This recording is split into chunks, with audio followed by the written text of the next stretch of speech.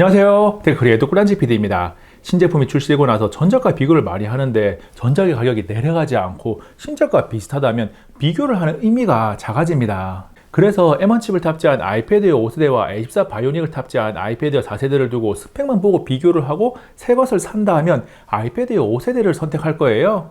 아이패드 에어 4세대와 5세대의 주요 스펙을 함께 적어놓고 보면 디스플레이, 크기 등 변화가 없는 부분도 많지만 핵심적인 요소인 AP와 램에서 확실한 차이가 있습니다.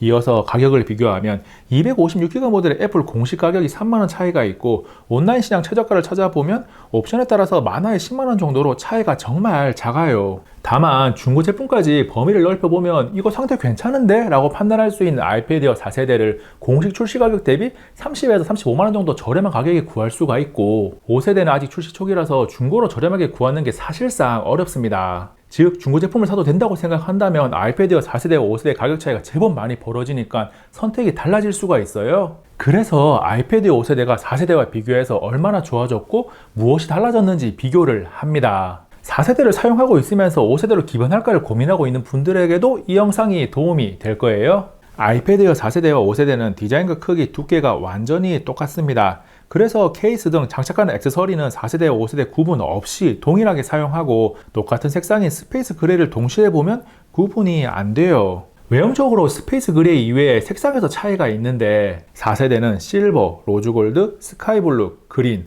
5세대는 스타라이트, 핑크, 퍼플, 블루입니다. 그리고 또 하나의 확실한 차이점이 있는데 뒷면 아래에 있는 로고가 4세대는 아이패드인데 5세대는 아이패드 에어예요. 와이파이 모델 기준으로 무게도 3g 차이가 나는데 번갈아 들어도 보고 동시에 들어봐도 체감할 수 있는 차이는 아닙니다. 아이패드 에어 5세대가 4세대와 비교해서 가장 크게 차이 나는 부분은 AP와 램 용량이니까 퍼포먼스는 조금 길게 비교를 합니다. 벤치마크 점수는 시장에서 위치를 가늠할 수 있게 갤럭시 대 S8의 점수도 함께 기록했어요. 먼저 CPU의 성능을 가늠할 수 있는 긱벤치 5는 싱글코어와 멀티코어 모두 M1을 탑재한 아이패드 5세대 점수가 더 높아요. A14 바이오닉 AP를 탑재한 4세대 점수도 최고 수준인데 5세대의 점수가 워낙 훌륭합니다. 이어서 GPU의 성능을 가늠할 수 있는 3D마크 와일드라이프는 성능 유지가 얼마나 잘 되는지까지 확인하기 위해서 언리미티드 스트레스 테스트와 익스트림 스트레스 테스트를 진행했어요. 모두가 예상할 수 있는 결과가 나왔는데 피크 성능의 최고점은 물론이고 실질적인 사용 성능이라고 할 수 있는 최저점도 5세대가 확실하게 더 우세합니다. 물론 안정성이 조금 더 좋은 4세대의 절대적인 성능도 태블릿 시장에서 남부럽지 않은 수준이에요. 두 태블릿 모두 성능이 우수하기 때문에 원신 등의 초고사양 게임을 최고 옵션으로 원활하게 플레이를 할 수 있습니다. 차이가 있다면 발열 관리인데 원신을 1시간 이상 플레이한 상태에서는 최고 온도가 4세대가 5세대보다는 조금 더 높아요. 그런데 부하를 최고로 거는 3D마크 스트레스 테스트 시에는 4세대보다 5세대가 온도가 더 높습니다. 측정된 온도를 보면 에어 4세대는 원신 플레이 시 가지고 있는 성능을 많이 사용해서 스트레스 테스트와 온도가 거의 비슷하고 5세대가 스트레스 테스트 시보다 게임 시 온도가 낮은 것은 가지고 있는 성능을 다 사용하지 않아도 충분하다는 의미예요. 즉 실사용간의 사용자가 체감하는 퍼포먼스나 발열은 5세대가 4세대보다 우위에 있습니다. 성능이 5세대가 4세대보다 우위에 있다는 것을 조금 더 직관적으로 확인하기 위해서 영상 편집의 비타에서 4K로 촬영한 9개의 영상 파일을 4K 30프레임으로 내보내기 했어요. 1분 59초짜리 4K 영상인데 5세대는 약 1분 16초가 걸렸고 4세대는 약 1분 23초가 걸렸습니다. 태블릿 구매 시 디스플레이도 중요한 체크 요소인데 아이패드 에어 5세대와 4세대는 동일하게 16대 11.1 화면 비의 10.9인치 2369 곱하기 1540 해상도의 LCD 디스플레이를 탑재했습니다. 아이패드 중에서는 에어가 프로 라인업 아래에 있다 보니까 120Hz는 지원하지 않고 60Hz 주사율을 가지고 있어요. 아이패드 에어는 5세대든 4세대든 글레어 패널이라서 사용자나 주변 사물이 화면에 잘 비치고 지문도 상당히 잘 묻어나는 편입니다. 그래서 저반사와 지문 방지 기능을 갖춘 보호 필름이 꽤나 유용해요. 지금 보고 있는 모습에서 왼쪽은 보호 기능만 갖춘 필름이고 오른쪽은 저반사 및 지문 방지가 가능한 필름을 부착했습니다. 그래서 제가 화면 위에서 양손을 들고 움직이는 모습이 왼쪽에만 비치는 것을 확인할 수 있어요. 저반사 지문 방지 필름을 부착하더라도 영상 화질이 그렇게 차이나게 떨어지지 않기 때문에 아이패드의 5세대나 4세대 중 무엇을 선택하더라도 저반사 지문 방지 필름을 권합니다.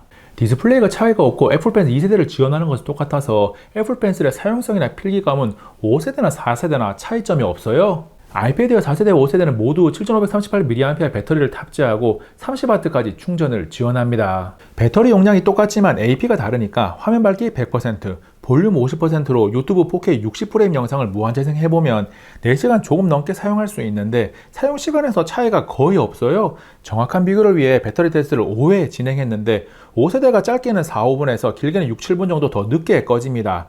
배터리 상태가 5세대가 99%, 4세대가 97%임을 감안하면 차이가 없다고 봐도 무방해요.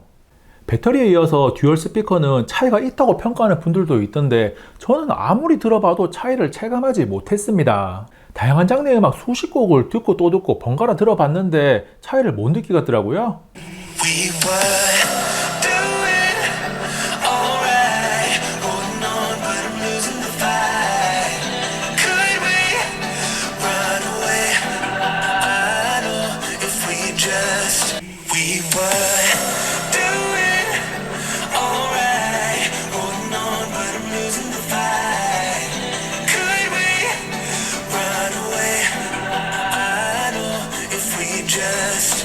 아이패드의 5세대 카메라는 4세대와 비교해서 전면에서 차이가 있는데 700만화소를 지원하던 것이 1200만화소를 지원하고 광각이 초광각으로 바뀌었습니다. 그래서 5세대가 기능적으로는 2021년 이후에 출시되는 아이패드에서 지원하는 센터 스테이지 사용이 가능하고 초광각과 광각 두 가지 화각을 사용할 수 있다는 상대적인 장점을 가져요. 하지만 4세대와 같은 광각에서는 오히려 화질이 떨어진다는 상대적인 단점이 있는데 5세대가 초광각으로 촬영해서 광각만큼 잘라서 표현하기 때문입니다. 마지막으로 이야기할 차이점은 USB-C 포트의 규격입니다.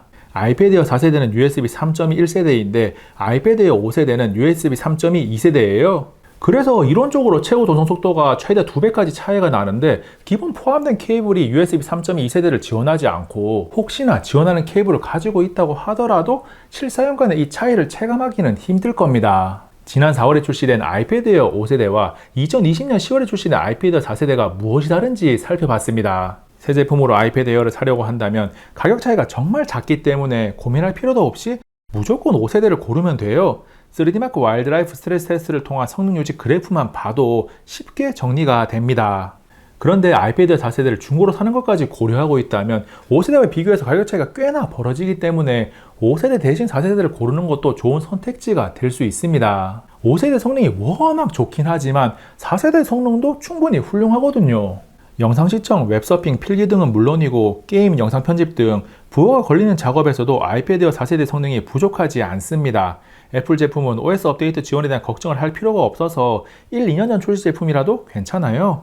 그리고 아이패드웨어 4세대 사용자 중에서 5세대로의 기변을 고민하고 있다면 그 고민 고이 접어서 넣어 두시기 바랍니다. 혹시나 소수에 해당되는데 3D 모델링이나 무거운 영상 편집을 하면서 조금이라도 더 쾌적한 환경을 찾고 있다면 5세대로 기변하는 게 나쁘지는 않아요.